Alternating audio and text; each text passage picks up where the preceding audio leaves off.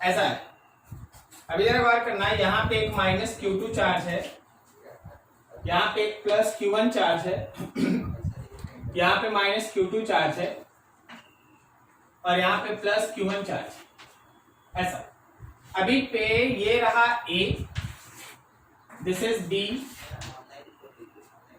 ये C है और ये D। ऐसा है। क्वेश्चन ये कह रहा है कि इसको आपको इक्विलिब्रियम में रखना है।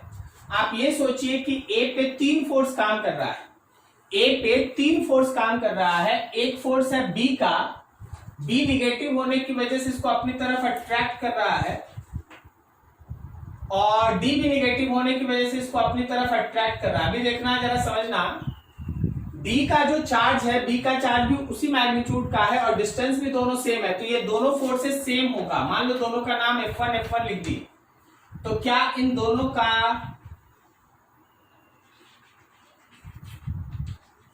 समझना, क्या F1 और F1 का रिजल्टेंट इधर आएगा? बोलो जी, समझा? F1 और F1 का रिजल्टेंट इधर है, तो क्या ये रिजल्टेंट √2F1 है? Yes sir. ठीक है। अब जरा गौर करो, ये C वाला तो चार्ज पॉजिटिव है, अगर ये पॉजिटिव है तो इस पॉजिटिव को रिपेल करेगा ना। Yes sir. मान लो इसको F2 नाम दे दे। ठीक है। According to question, charge at A is an equilibrium. Charge जो A पे था वो इक्विलिब्रियम में है, चार्ज जो A पे था वो इक्विलिब्रियम में है। अगर ये इक्विलिब्रियम में है, अगर ये इक्विलिब्रियम में है, तो इसका मतलब है कि जो √2F1 आ रहा है वो F2 के बराबर है। क्या बोलता है, सही है? √2। अब F1 लिखना है, F1 लिखना है, तो F1 लिखने का तरीका है K Q1 Q2 divided by R, K Q1 Q2 divided by R, R की जगह पे L स्क्वायर। और F2 लिखना है तो F2 में Q1 Q2 दोनों ये है, K Q1 Q1 दो बार डिवाइडेड बाई ये डिस्टेंस √2L होगा, √2L का स्क्वायर। चलो जी सॉल्व करो, K Q1 से K Q1 कैंसिल, तो हमारे पास वैल्यू हुआ √2 into Q2 divided by L square is equals to Q1 by 2L square. ये L स्क्वायर कैंसिल, आपको Q1 बाई Q2 निकालना है, तो Q1 by Q2 is equals to 2√2 is to 1। देखो answer,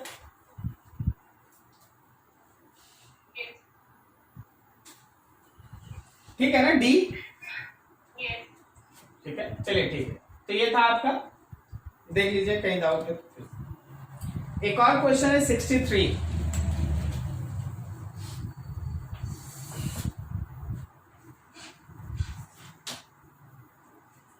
एक और क्वेश्चन है 63। 3 charges -Q1 plus Q2 and -Q3 are placed as shown in figure. The x component of force on Q1 is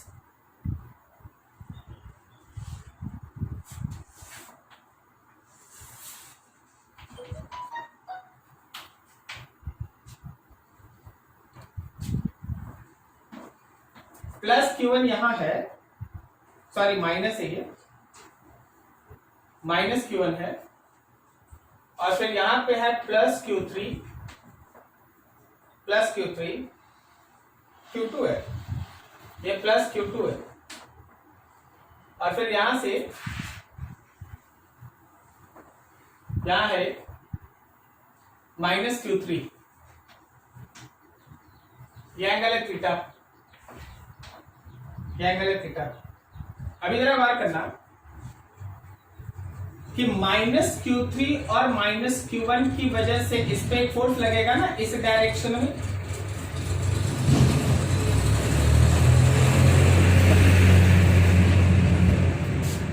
इस Q1 पे force लगेगा इस direction में, ये फोर्स मान लो F1 कह दिए। अब इसका वैल्यू आप निकाल सकते हैं K Q1 Q3 divided by distance A है जी, ये डिस्टेंस A है, ये डिस्टेंस B है, डिवाइडेड बाय A स्क्वायर। अब जरा गौर करना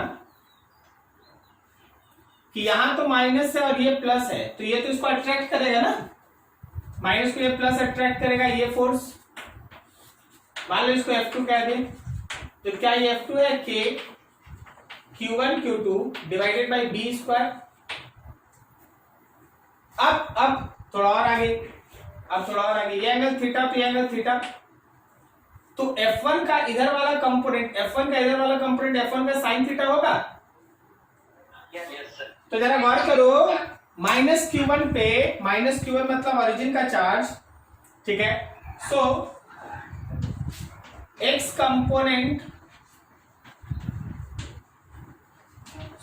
component of force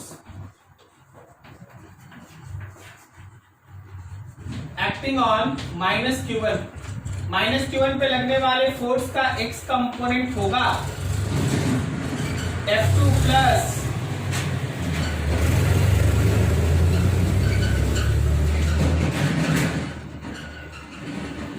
plus F1 का sine theta. x component of force होगा F2 प्लस F1 का sine theta, F2 plus F1 का sine theta, F2 plus F1 का साइन थीटा। तो F2 का वैल्यू हो गया आपका K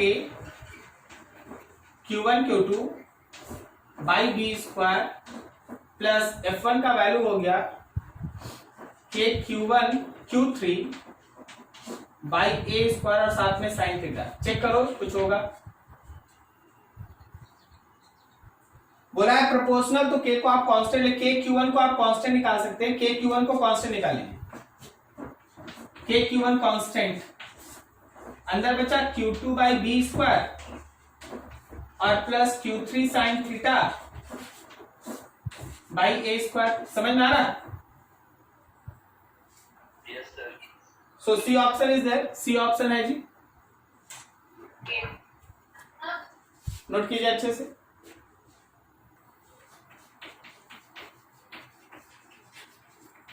relationship between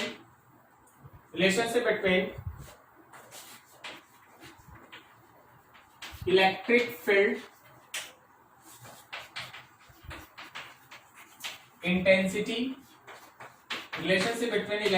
intensity, and electric potential।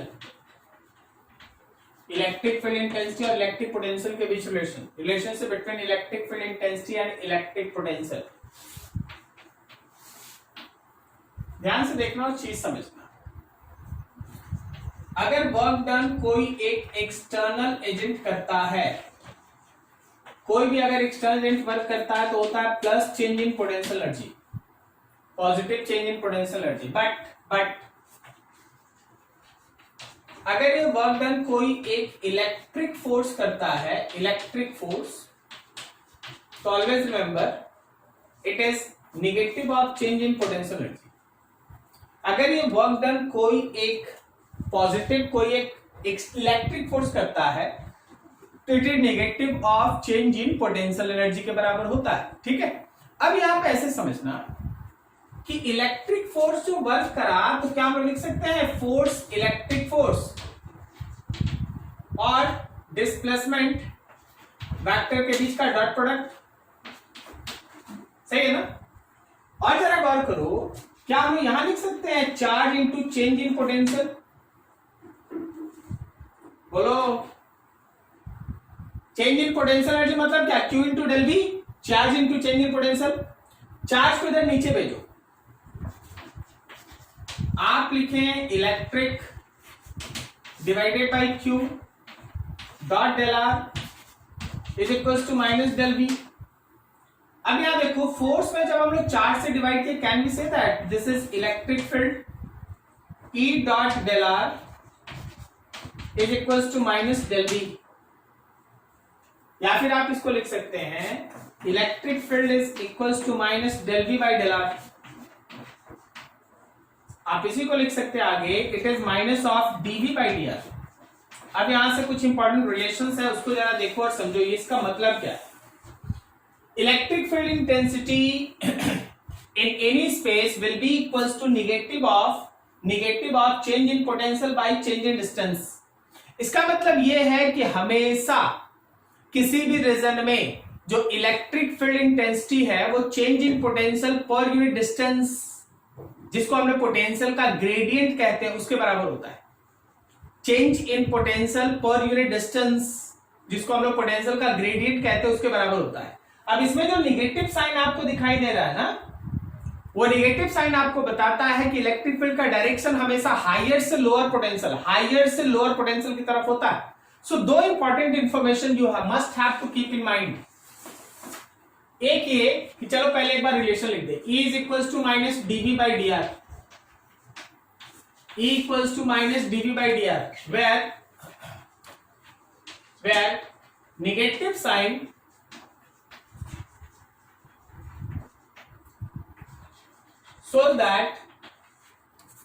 so that direction of electric field intensity is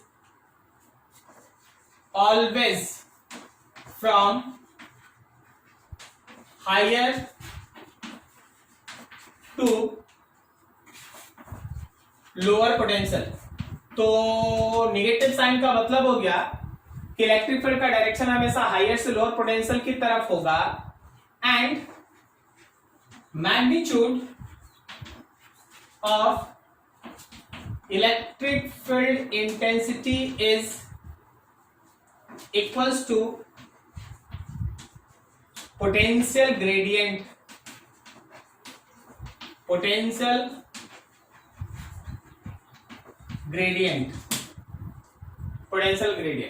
जो magnitude होगा इलेक्ट्रिक फील्ड इंटेंसिटी का वो हमेशा होगा पोटेंशियल ग्रेडियंट के बराबर, ठीक है। और डायरेक्शन हमेशा होगा हायर से लोअर पोटेंशियल की तरफ। Rate of change of potential with respect to distance, ठीक है, इसको कहते हैं पोटेंशियल का ग्रेडियंट। अब यहां पे थोड़ा और आगे, जब आप इस पर्टिकुलर रिलेशन तक पहुंचते हैं तो आपको एक दो छोटा छोटा चीज पे बहुत अच्छे से ध्यान रखना चाहिए। जैसे आप गौर से देखें और समझे, मान लो जैसे हम तुमको ग्रेडियंट का मीनिंग थोड़ा समझाएं। ये पोटेंशियल है और ये रहा आर। अभी आप इनके बीच एक कर्व बना दीजिए। कर्व कुछ ऐसा होगा कि मान लो जैसे यहां से ऐसे नीचे उतरा और फिर थोड़ी देर तक कांस्टेंट रहा और फिर है ना ऐसा हल्का सा नीचे उतरा। तुम जरा देखना, पोर्शन है ए बी सी डी। तुम अपने से बताओ ग्रेडियंट जिसको आप कह रहे हैं dV बाई डी आर, वो कुछ और तो नहीं है, ये negative of slope of V R curve है, वी आर ग्राफ। सही जा रहे क्या? Yes sir. V और R का जो ग्राफ आप बनाइएगा उसी का निगेटिव है ये E। क्लियर है? तो जरा सोच के बता, A से B तक इलेक्ट्रिक फील्ड, B से C तक इलेक्ट्रिक फील्ड और C से D तक के इलेक्ट्रिक फील्ड में कहां इलेक्ट्रिक फील्ड जीरो है? B से C। अगर हम लोग इस फिगर के हिसाब से थोड़ा प्रोसीड करें तो मेरा जो स्लोप है, स्लोप किसका? तो स्लोप ऑफ वीआर ग्राफ का स्लोप। तो देखो ये स्लोप AB पे सबसे ज्यादा है, उससे कम स्लोप CD पे है और BC पे तो ये स्लोप जीरो है। क्या सही बोले? जहां स्लोप ज्यादा वहां इलेक्ट्रिक फील्ड ज्यादा, जहां स्लोप ज्यादा इलेक्ट्रिक फील्ड ज्यादा। सर माइनस को नहीं लीजिएगा, क्या रे माइनस तो डायरेक्शन बताता है। इसका मतलब यह है कि इलेक्ट्रिक फील्ड AB में सबसे बड़ा है, उससे कम इलेक्ट्रिक फील्ड CD में है और सबसे कम इलेक्ट्रिक फील्ड BC में है और BC वाला इलेक्ट्रिक फील्ड तो जीरो है। क्या बोलता? सही है? Yes sir. समझ में आ रहा है सबको? ठीक है, तो ये रहा हमारे इलेक्ट्रिक फील्ड में। अब चल दूसरा काम इसमें हम लोग कर लेते हैं। डायरेक्शन पे जरा गौर करना। डायरेक्शन पे मान लो जैसे हम लोगों के पास ये 4 पॉइंट्स है। ये पॉइंट है भाई A, ये पॉइंट है B, ये पॉइंट है C और ये पॉइंट है D। और ये रहा डायरेक्शन ऑफ इलेक्ट्रिक फील्ड। इस रीजन में इलेक्ट्रिक फील्ड का ये डायरेक्शन है। सोच के बताइए ABCD में कौन सा पॉइंट सबसे हायर पोटेंशियल पे? कौन सा पॉइंट सबसे ज्यादा पोटेंशियल पे, यहां देख ध्यान से, electric field intensity is always from higher to lower potential, higher to lower potential, higher to lower. हाँ वही बोल रहे, इस थ्योरी का यूज। सबसे ज्यादा पोटेंशियल है डी का और सबसे कम है बी का, तो सर ए और सी बराबर है। पोटेंशियल डी का सबसे ज्यादा, उससे कम ए और सी है, और सबसे कम कौन है जी, बी है। क्या सभी को ये लाइन समझ में आया? तो ये सब जो थ्योरी आप लिखते हैं ना न्यूमेरिकल में, ऐसे काम आता है। क्लियर है? नोट कीजिए, कुछ और पॉइंट्स ऐड करेंगे, नोट कीजिए इतना।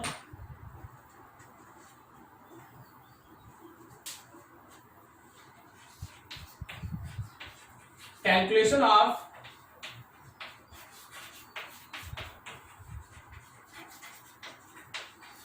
equation of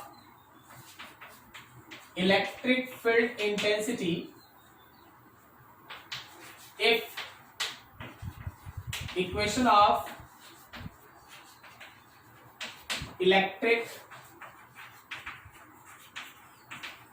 potential is given।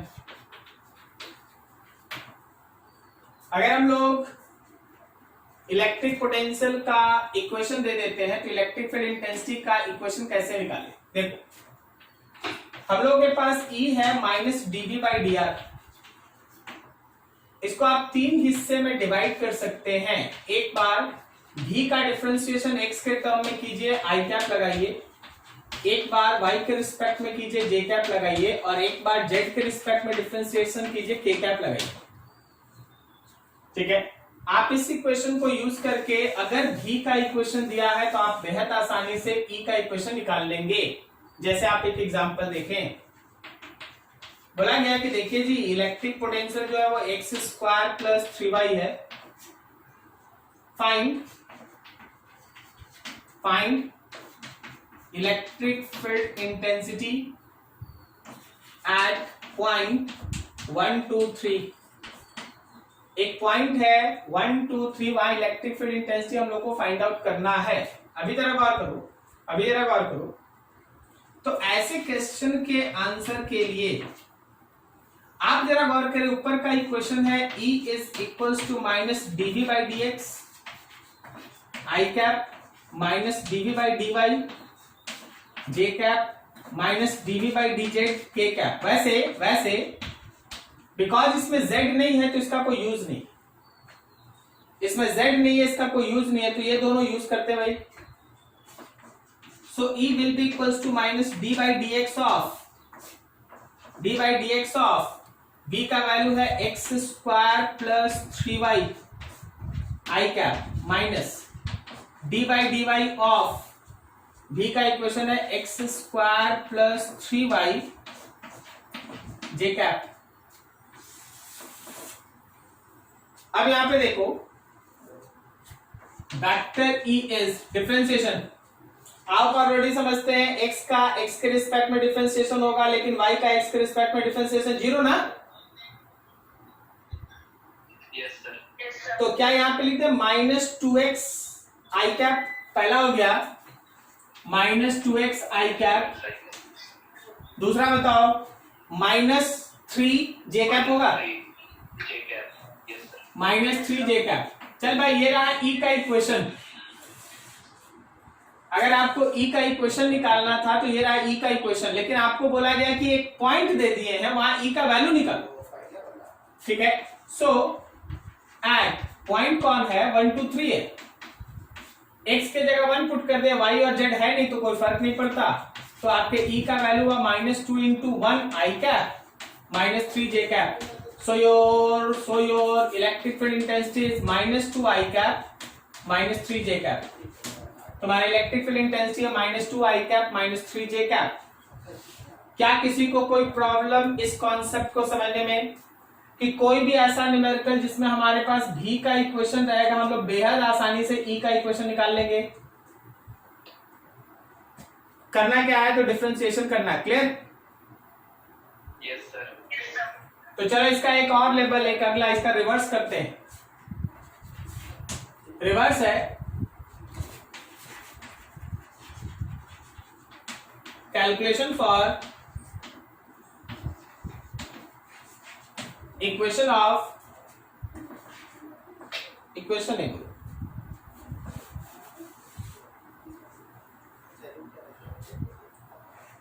Calculation for change in potential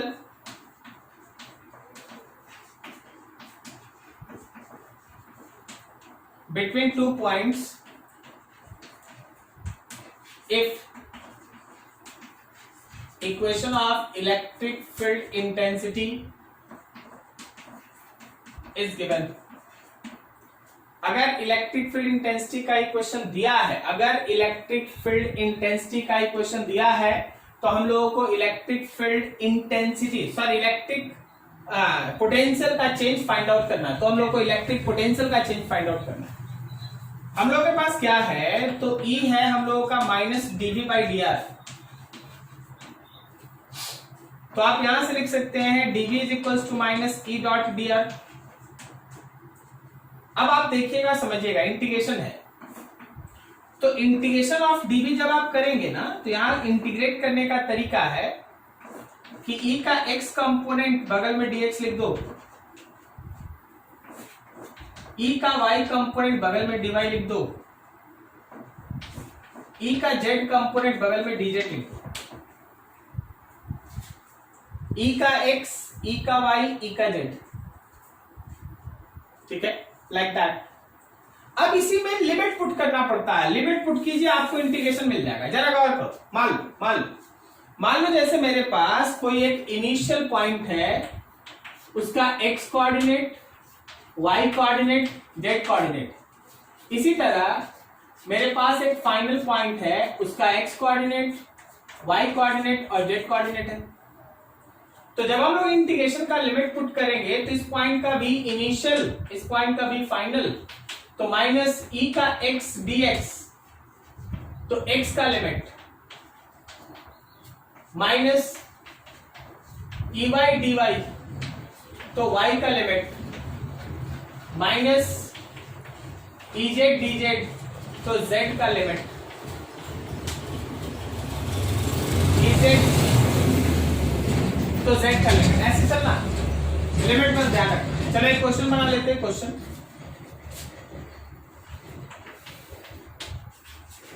अगर हम लोगों के पास इलेक्ट्रिक फील्ड है X square I cap plus Y square J cap और plus 3z K cap, then find potential of point 2, 1, 3 if potential at origin is -6 volt.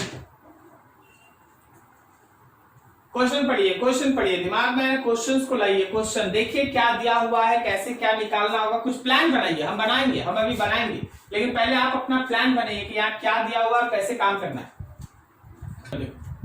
बोला गया यहाँ पे इलेक्ट्रिक फील्ड इंटेंसिटी का एक इक्वेशन दे दिया गया, x square I cap plus Y square J cap plus 3z K cap. फिर तुमको पोटेंशियल निकालना है एक पॉइंट पे जिसका कोऑर्डिनेट है 2, 1, 3, जबकि तुमको पोटेंशियल ऑरिजिन पे दिया गया -6 वोल्ट। ठीक है, अब पूछ रहे हैं कि कैसे बनाओगे, इसका प्लान बताओ कि कैसे बनाएंगे इसको। सर इनिशियल पोटेंशियल दिया हुआ है -6 वोल्ट, हाँ फाइनल निकालना है। बिल्कुल सही। इनिशियल पॉइंट कौन सा है? Origin sir. एकदम से। एक बार में हम लिखते हैं यहाँ पर, आप समझिएगा, एक बार में हम लिखते हैं, थोड़ा ध्यान दीजिएगा। Integration of dv is minus integration of ex। क्या ex के जगह पे x स्क्वायर लिख दें? Yes sir. माइनस ey के जगह पे y स्क्वायर लिख दें और माइनस ez 3z लिख दें। सब कोई देखो, समझ में आया क्या? Yes sir. E का x कंपोनेंट, E का y कंपोनेंट, E का z कंपोनेंट तीनों पुट कर दिए। अब लिमिट देखो, ऑरिजिन का कोऑर्डिनेट्स x y z का, तो ऑरिजिन का पोटेंशियल -6, फाइनल जिस पॉइंट पे ले जाना है 2 1 3 और फाइनल कोऑर्डिनेट फाइनल पोटेंशियल हम लोग को निकालना भी, फाइनल पोटेंशियल हम लोग को निकालना भी। तो चल भाई इसका हम लिख देते हैं एक बार में, क्या ये v माइनस 6 होगा कि v प्लस 6 होगा? v प्लस 6 होगा। Yes sir. This is equals to minus, क्या यहाँ एक्स क्यूब बाई 3 होगा 0 से 2, माइनस वाई क्यूब बाई 3 होगा 0 से 1, माइनस 3 जेड स्क्वायर बाई 2 होगा 0 से 3। आराम से सॉल्व करो, v का वैल्यू निकालो, आंसर सॉल्व करके बताओ कितना आया, फटाफट करो। तो हम लोग है ना इस पूरे टॉपिक में एक रिलेशन पढ़े E equals to minus dv by dr। उसमें माइनस साइन का मतलब था कि electric field intensity is always directed from higher to lower potential, और dv बाई dr बता रहा था कि magnitude of electric field will be equals to negative of potential gradient, negative को छोड़ दो, पोटेंशियल ग्रेडियंट के बराबर है। अब यहाँ पे इस इक्वेशन से हम लोग दो तरह का कैलकुलेशन मेनली कर सकते हैं। अगर हमारे पास पोटेंशियल का इक्वेशन दिया है तो E का इक्वेशन, E का वैल्यू निकाल सकते हैं। दूसरा, अगर E का इक्वेशन दिया है तो हम लोग चाहेंगे तो किसी दो पॉइंट के बीच का पोटेंशियल का डिफरेंस या किसी एक पॉइंट का पोटेंशियल हम लोग फाइंड आउट कर सकते हैं। This is all about this relation. कहीं कोई डाउट पूछ लो, नहीं तो रफ करेंगे, अगला टॉपिक स्टार्ट करेंगे। चलिए ठीक, next topic is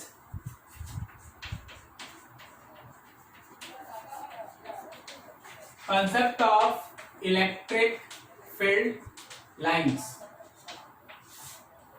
electric field lines का कॉन्सेप्ट, ये एक हाइपोथेटिकल कॉन्सेप्ट है जो किसी फील्ड को कॉपी या ग्राफ पे रिप्रेजेंट करने में मदद करता है। Hypothetical field,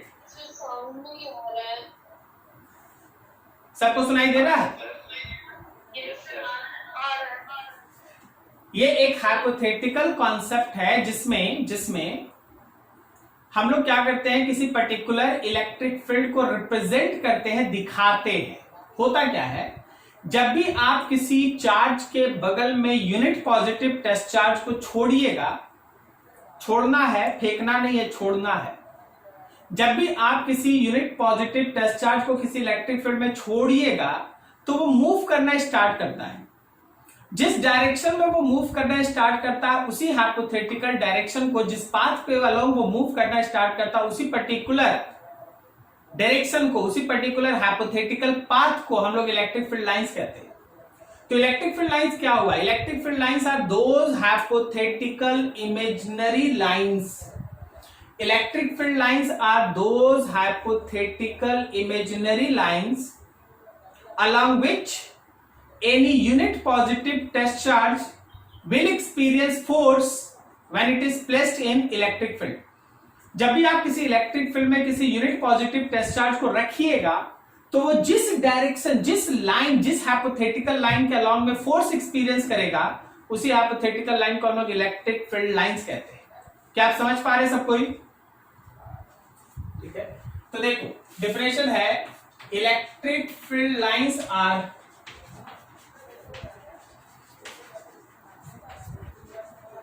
those hypothetical lines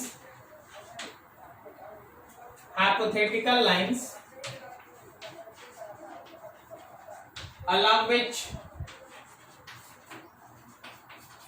unit positive test charge will experience force when it is placed in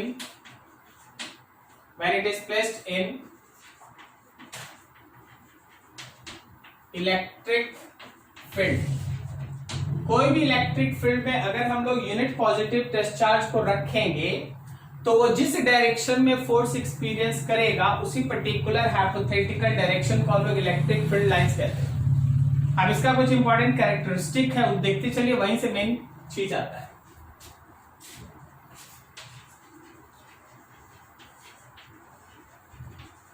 characteristics, सबसे पहला, electric field lines originates from positive charge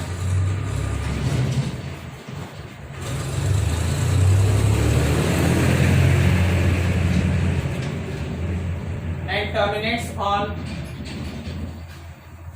negative charge।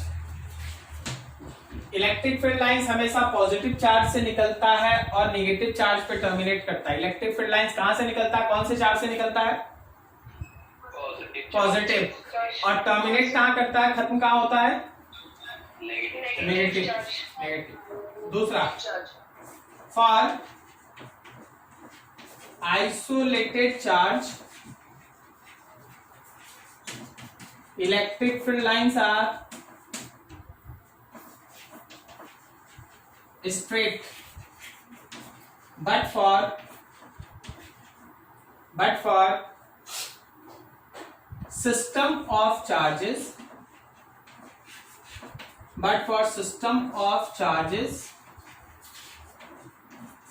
electric field lines are curve। अगर हमारे पास isolated charge है तो electric field lines straight होता है।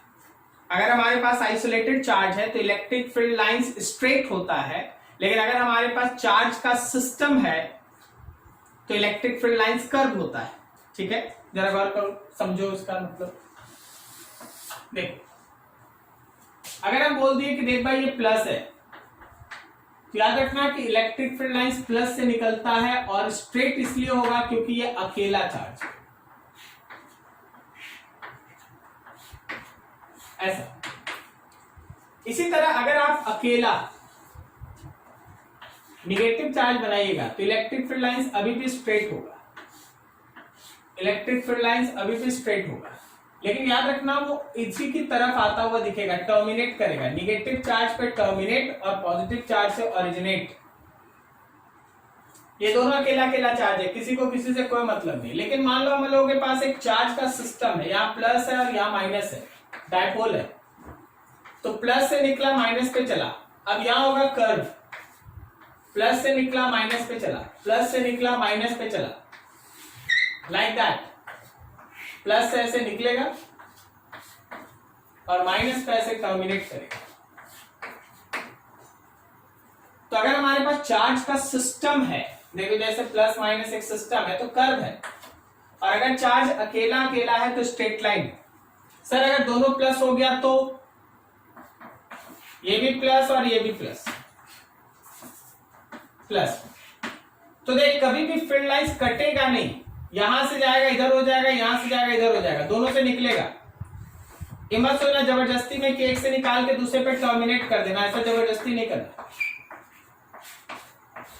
अभी दोनों प्लस है, दोनों से निकलेगा, अभी दोनों प्लस है, दोनों से निकलेगा,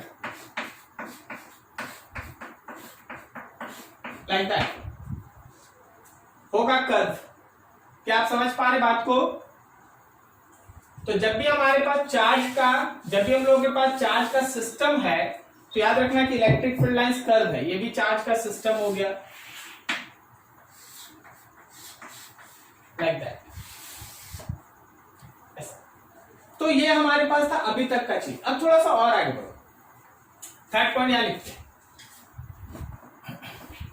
tangent at any point on electric field lines gives direction of electric field intensity at that point।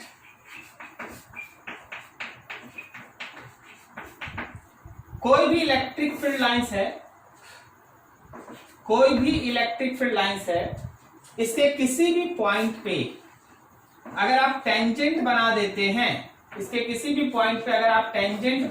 हैं, तो हमेशा ध्यान रखिए कि ये वहां के नेट इलेक्ट्रिक फील्ड इंटेंसिटी को दिखाता है, टेंजेंट। ठीक है, तो नेक्स्ट क्वालिटी देखा जाए, हमेशा ध्यान रखना कि two electric field lines never intersect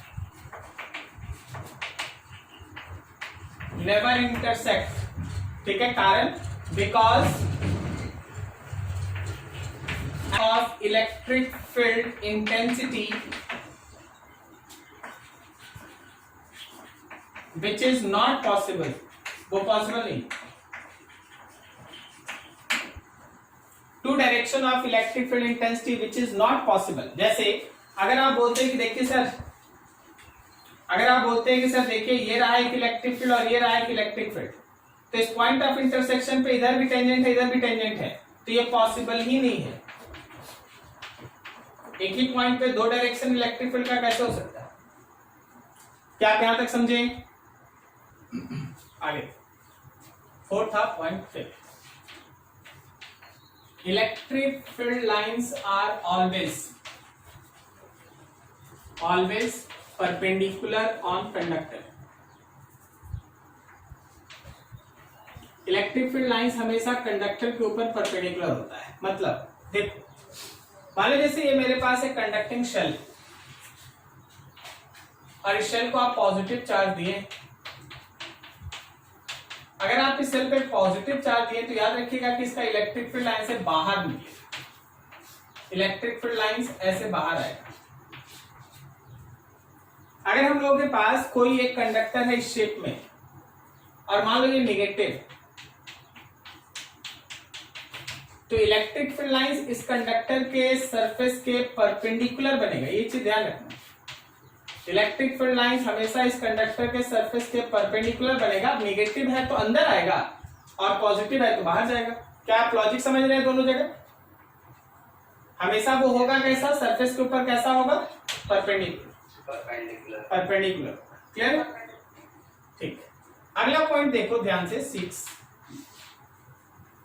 electric field basically दो तरह का होता है, एक होता है यूनिफॉर्म इलेक्ट्रिक फील्ड और एक होता है non uniform electric field. Electric field में जब आप मैग्नीट्यूड का बात करते हैं फील्ड लाइंस के डायरेक्शन के बेसिस पे, तो जरा गौर कीजिएगा इस चीज को। Magnitude of electric field intensity at any point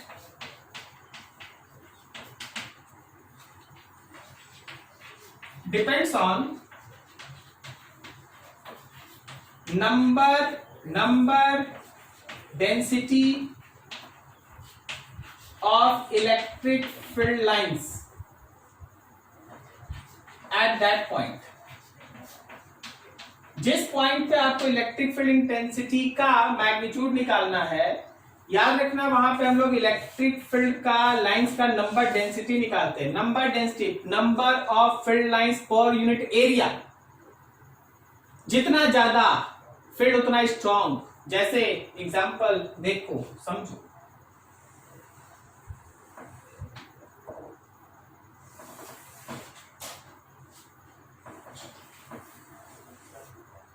हम आपके पास ये एक इलेक्ट्रिक फील्ड लाइंस का डायरेक्शन बना दिए और ये पॉइंट रख दिए ए, इस पॉइंट को कह दिए बी और इस पॉइंट को कह दिए सी। बोलो भाई बोलो, एरिया ले लो, एरिया सोच के बताओ। एरिया में, पर यूनिट एरिया में ज्यादा नंबर ऑफ फील्ड लाइंस किस पॉइंट पे है? सर ए पॉइंट पे, ए पे। फील्ड लाइंस क्लोज है, फील्ड लाइंस क्लोज है, तो जो हम लोगों का इलेक्ट्रिक फील्ड ए पे होगा, जो हम लोग का इलेक्ट्रिक फील्ड ए पे होगा वो मैक्सिमम है। ओके, अब बताइए इससे कम इलेक्ट्रिक फील्ड किसका, बी का या सी का? सी का। इससे कम सी का और सबसे कम कौन? बी का। क्या आप लोग समझ पा रहे ऊपर वाले लाइन का कैसे यूज है? Yes sir. देखिए आप में से किसी के साउंड का है ना इको हो रहा है, तो थोड़ा देख। हाँ बोलो जी, क्या बोले? अच्छा ठीक, चलो आप देखो नेक्स्ट आगे। हम लोगों के पास यूनिफॉर्म और नॉन यूनिफॉर्म दो तरह का फील्ड। सबसे पहला है uniform electric field. Uniform electric field, गौर करना, यूनिफॉर्म इलेक्ट्रिक फील्ड वो होता है जिसको आप इस पैरेलल लाइन से दिखाएंगे।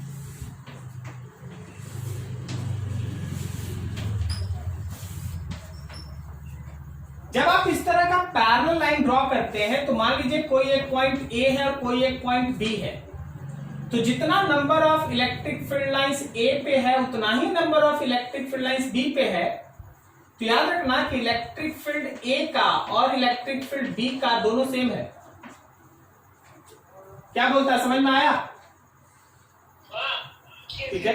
तो जहां भी हम लोग इलेक्ट्रिक फील्ड के बारे में डिस्कस करेंगे, अगर यूनिफॉर्म इलेक्ट्रिक फील्ड बताना है, दिखाना है, तो पैरेलल फील्ड, पैरेलल लाइंस बनाएंगे। दूसरा देखो,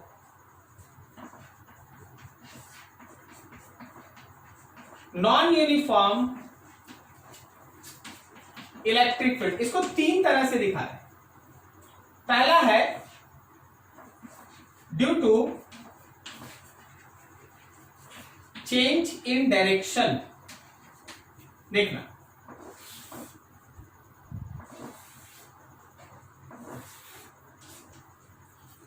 इस फिगर को ऐसे बनाया गया है कि जितना number of electric field lines यहां रहे वही नंबर यहां भी रहे। मतलब इस पॉइंट को अगर आप ए और इस पॉइंट को अगर आप बी कह देते हैं, तो magnitude of electric field A पे और magnitude of electric field B पे दोनों है बराबर। लेकिन क्या दोनों जगह डायरेक्शन सेम है? नो सर, डायरेक्शन सेम नहीं। तो इलेक्ट्रिक फील्ड जो ए का है और जो इलेक्ट्रिक फील्ड बी का है वो सेम नहीं है। तो यहां पे डायरेक्शन का चेंज हो रहा है, मैग्नीट्यूड का नहीं। इसको कहते हैं नॉन यूनिफॉर्म फील्ड। अगला देख,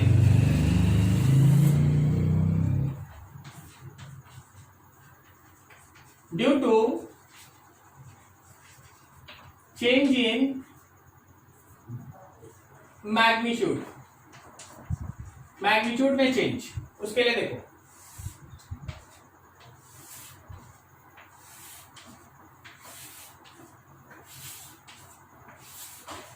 देखिए यहां पे एक पॉइंट लीजिए और एक पॉइंट यहां लीजिए। क्या बोलता है, दोनों जगह नंबर डेंसिटी फील्ड लाइंस का सेम है? नो सर, ये ए है, ये बी है। ए पे इलेक्ट्रिक फील्ड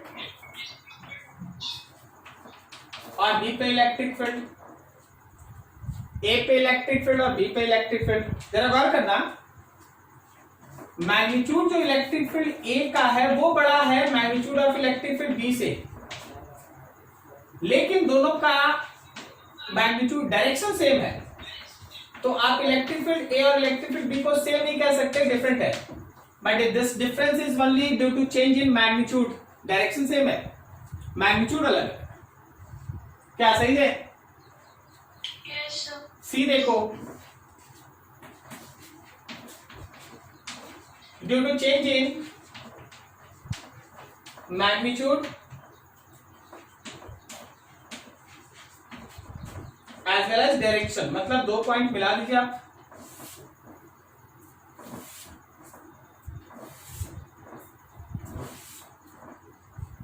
ये रहा हम लोगों के पास। तो यहां का मैग्नीट्यूड और यहां के मैग्नीट्यूड में तुमको डिफरेंस समझ में आ रहा है, डायरेक्शन में भी अंतर समझ में आ ही रहा। ठीक है, बताना जरा, इस पॉइंट को ए और इस पॉइंट को बी कह दिए, कहां का इलेक्ट्रिक फील्ड ज्यादा स्ट्रांग है मैग्नीट्यूड में, ए का या बी का? ए का।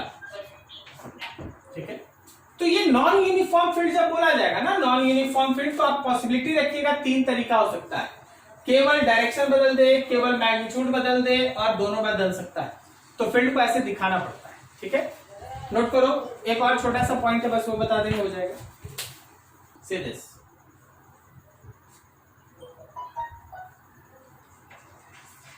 हमेशा ध्यान रखना कि number of electric field lines proportional with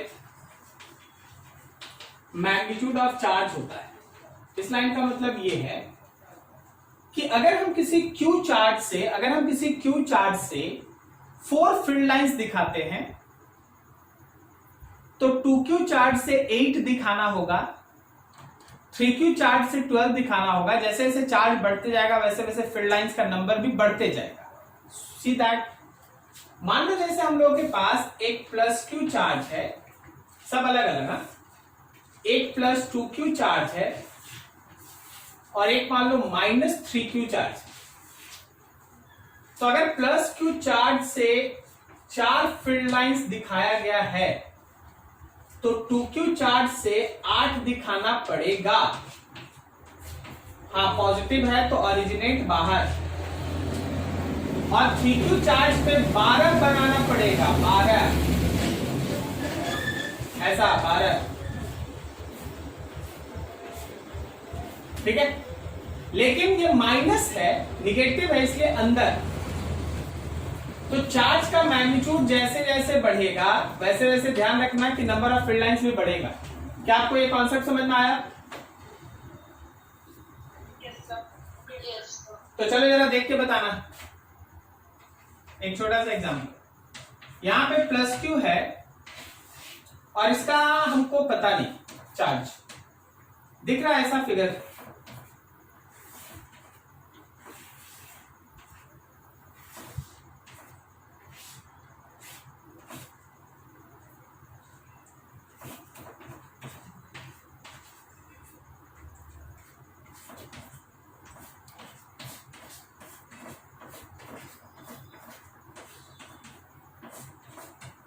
What is x? x बताओ। सर -2q या 3q? नहीं जी, देखिए जरा 2q 3q नहीं, सोचिए यहां पे q के लिए 1 2 3 4 5 6 7 8 8 फील्ड लाइंस है ना। हाँ यहां देखो 1 2 3 4 5 6 7 8 9 10 11 12 12 फील्ड लाइंस है ना। तो 12 के लिए क्या करेंगे, अगर ये 8q को दिखाता है तो 1 के लिए q/8 हो गया, और 12 के लिए क्या ये q/8 इंटू 12 हुआ, इसका मतलब 3q/2 हुआ। नहीं समझे? तो x है, x का मैग्नीट्यूड है 3q/2। अब फील्ड लाइंस इस पर टर्मिनेट कर रहा है इसलिए माइनस। x का मैग्नीट्यूड है 3q/2 लेकिन फील्ड लाइंस इस पर टर्मिनेट कर रहा है इसलिए ये है कैसा, निगेटिव। क्लियर हुआ?